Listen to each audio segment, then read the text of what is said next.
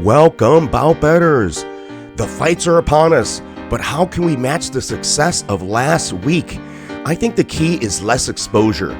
You might think there's some obvious and easy spots on this card, but I think you're going to have to pay to play to get the best reward for your risk on this event. So I'm going to tread cautiously. And that being said, my first bet is going to be Misha Cirkunov on the money line. I will also chase him by the finish at plus 200. And rather than take any of the totals or the over-under, I will put lunch money on Cirkunov in the round one prop at plus 400. Not only will I go with this dog, I'm also going to put him in a round robins with Eggers and Nico Price. I'm also chasing Eggers by finish at plus 325 and Nico by finish at plus 130. I also like the bout between Andrade de Silva and Gaetano Perillo not going the distance at minus 115.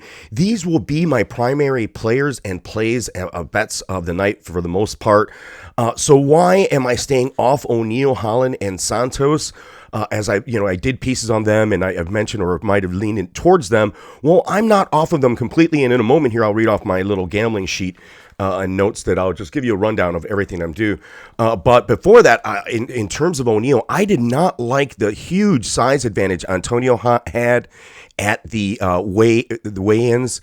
Also, I have to check my recency bias with O'Neal. I mean, watching the film on her, she really did look good. And I have to just remember that Antonio is still a high-level Muay Thai striker and UFC gatekeeper.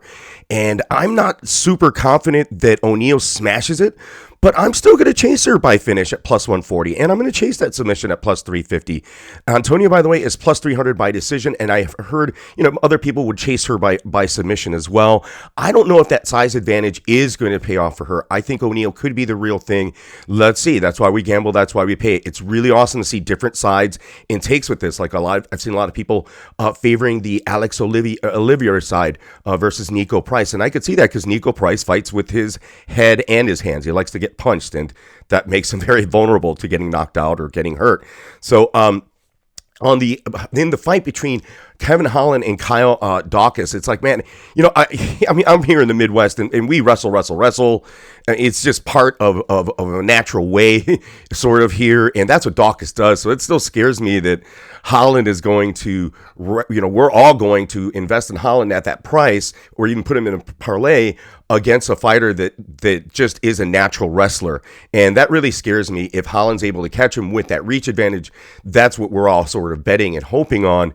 But I'm not certain if that is for the price that's one of the best returns on our investment. In the main event, I like Santos as a fighter, but I'm priced out of sorts.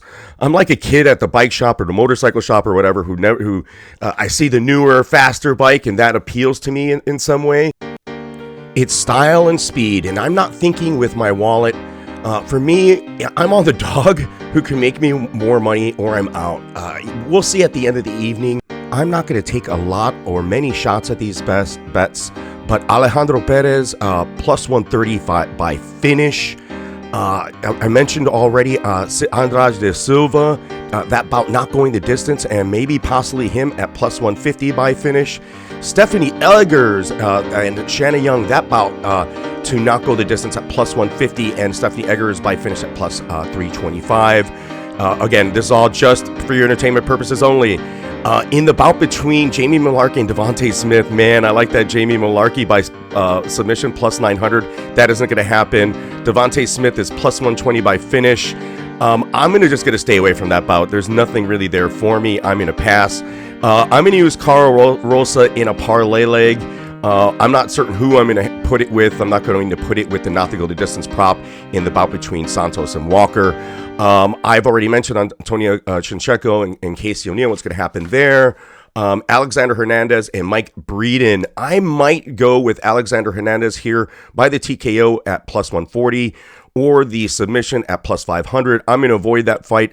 What would you take, the over and under there at 1.5 at plus 125 or the over 1.5 at minus 167? I might pass. I might hit Breeden if I make some money prior to that bout. Joe Solecki, Jared Gordon, have to lean on the Gordon side. Hopefully if more money comes in on Solecki so that plus money increases. I like that Selecki by decision at plus 175, him by sub plus 400 if you're on the Selecki side as well. I think Jared Gordon plus 200 or by finish at plus 425 if you're on the Gordon side. Cirkunov already mentioned what's going to happen there or what I'd like there. Nico Price, same thing. Kevin Holland, same thing. And Johnny Walker, we already know what's going to happen there. Hey, like and subscribe for anyone that's listened to this stuff. Thank you so much. Have a good evening tonight. Good luck. Bet safely within your limits. And don't bet a lot tonight. I don't think it's worth it. I don't think there's a lot of great opportunities like there were last week and weeks prior to that. But hey, you find something, let me know. Put it in the comment section. Subscribe. Hit the notification button. Thank you.